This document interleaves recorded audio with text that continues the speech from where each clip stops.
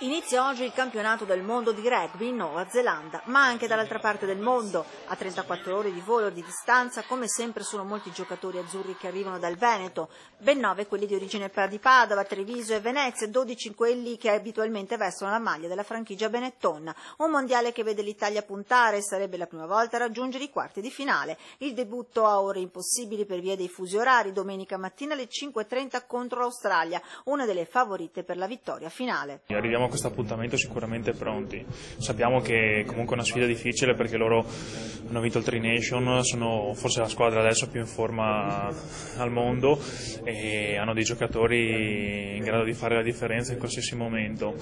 Noi dovremo fare una grande prestazione. Semenzato, Benvenuti e Sgarbi sono i giocatori nati e cresciuti a Treviso, mentre i fratelli Bergamasco, Bortolani e Ghiraldini hanno spiccato il volo dalle giovanili del Petrarca. Con loro anche il veterano Fabio Ongaro, veneziano, con un passato a Treviso, e l'unico friulano della rosa, l'udinese Alessandro Zanni. Il nord-est, insomma, è la zona d'Italia che dà più giocatori all'Italia ovale. Penso che sia una squadra con un grande spirito, grande voglia e con una grande voglia soprattutto di arrivare a quel fatidico obiettivo che rincorriamo da anni. Molti sono i tifosi veneti presenti in Nuova Zelanda, con viaggi organizzati in comitiva, ma anche con vacanze e fai da te per visitare uno dei paesi più lontani e sconosciuti. A Treviso vivono tra l'altro due neozelandesi che hanno fatto la storia della loro nazionale: John Kirwan, attualmente allenatore del Giappone, e Craig Green, l'uomo che ha segnato più mete nel primo mondiale della storia, quello del 1987, l'unico vinto fino ad ora dai mitici All Blacks.